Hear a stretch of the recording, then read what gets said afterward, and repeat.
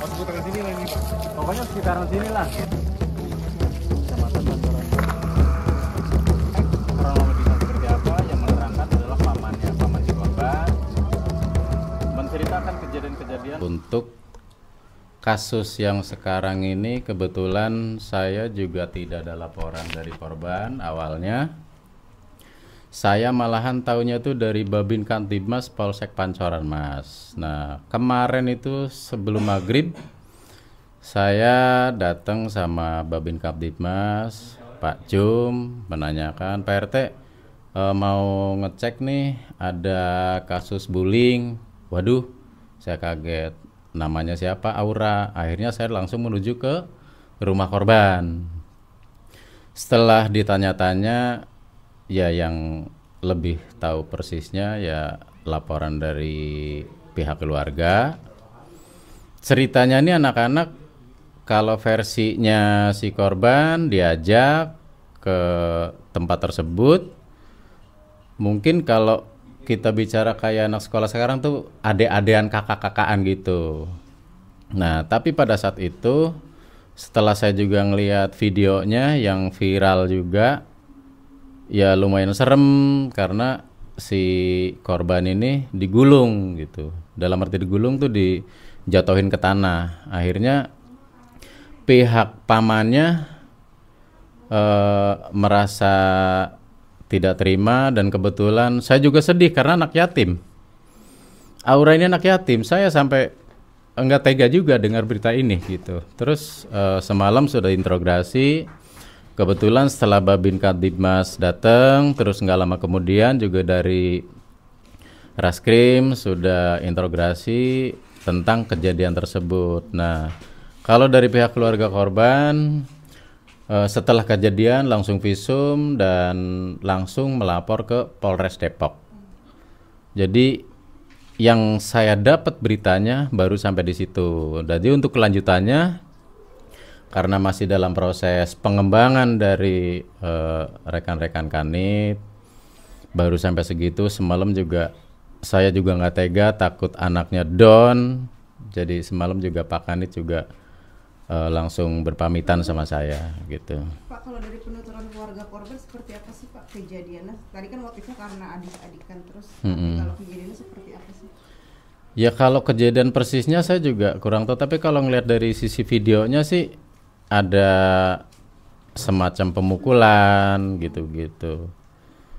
Itu sih yang saya dapat dari si pihak korban gitu, karena si paman korban ini langsung visum gitu. Terus setelah visum beliau melaporkan ke Polres Depok gitu. Auranya anak yatim.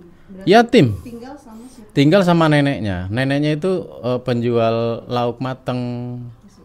Iya.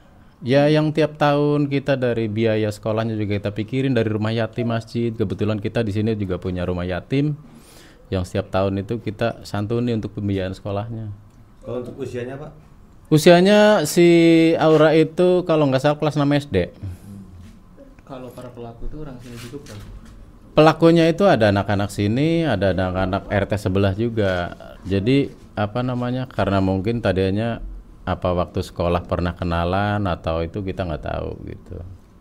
Adik kakak itu maksudnya geng pertemanan gitu, circle gitu Pak ya? Iya, jadi misalkan kayak apa namanya kalau ya udah kalau misalkan kamu mau ikut saya, kamu harus ibaratnya terima tantangan dulu kayak gitu-gitulah kalau kita pelajarin secara ya gitu. Intinya. Pelaku itu ada berapa orang Pak penuturan dari keluarga? Kalau pelaku saya belum tahu persis berapa orangnya, cuman dari penuturan korban itu lebih dari 2 orang gitu. Salah satunya warga Bapak juga pelakunya? Ada, tapi kalau yang pelaku persis itu saya kurang tahu, cuman ada yang warga di sini. Terus ada warga lain gitu. Satu RT atau Beda-beda RT, tapi masih satu RW gitu. Tapi beda sekolah mereka Pak? Beda-beda sekolah. Kalau si Aura ini di madrasah, nah yang satunya itu ada di sekolah swasta lain. Terus ada beberapa juga di sekolah lain juga versinya si korban itu. di rumah memang mereka satu geng Pak? Atau gimana? Enggak, beda.